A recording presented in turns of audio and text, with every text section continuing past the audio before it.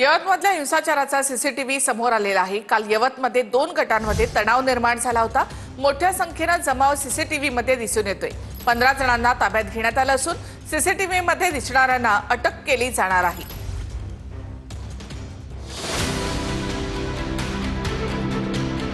पुणे जिल्ह्यातील यवतमधील हिंसाचाराचा सीसीटीव्ही समोर आलाय। या सीसीटीव्हीत जमाव एका वाहनाची तोडफोड करताना दिसतोय।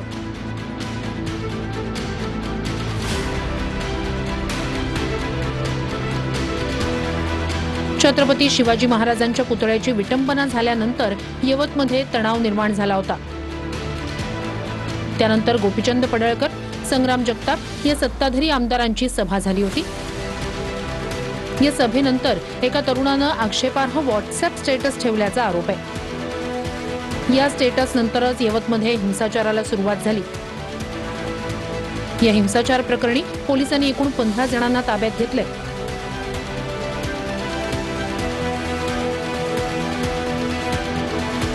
सीसीटीव्हीत दिसणाऱ्यांना ताब्यात घेणार असं पोलिसांनी सांगितलंय।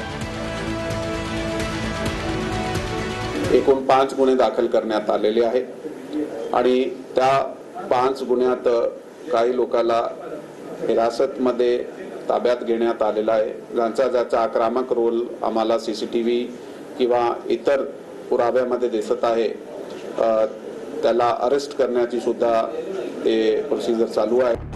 खबरदारीचा उपाय म्हणून यवतमध्ये जमावबंदीचा आदेश लागू करण्यात आलाय। यवतमधील शाळांना सुट्टी देण्यात आली। पोलिसांकडून ड्रोन कॅमेऱ्याद्वारेही नजर ठेवली जाते। यवत हिंसाचाराबद्दल शरद पवारांनी मुख्यमंत्र्यांना फोन केलाय। राज्यात धार्मिक तेढ निर्माण करणाऱ्यांवर कारवाई करा। राज्यात सामाजिक सलोखा राखला जावा।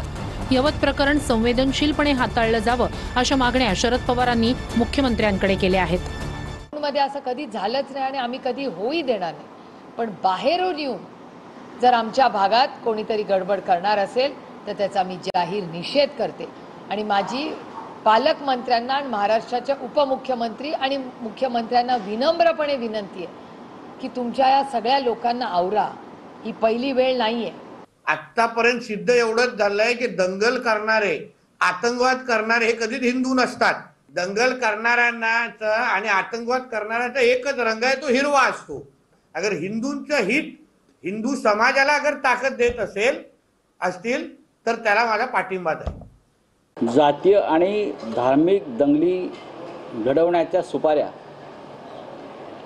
या सरकार पक्षातर्फे दिल्या जातात। वातावरणात तणाव निर्माण करायचा, धार्मिक विद्वेष निर्माण करायचा, त्याला जबाबदार कोण आहे? पोलीस काय करतायत? कोणाचं राज्य आहे महाराष्ट्रात? ही गंभीर गोष्ट आहे। काही गैरसमजामधून दगडफेक त्या ठिकाणी झाली किंवा काही घटना जी घडली त्यामुळे स्थिती नियंत्रणाबाहेर गेली आणि समूहाचं एक मानसिकता असते त्याप्रमाणे त्याच्यावर कुणाचंही नियंत्रण नसल्यामुळे आणि कदाचित कुणीच नेतृत्व करतंय आणि पुढे जायचं हे माहीत नसल्यामुळे विस्कळीतपणा आला होता।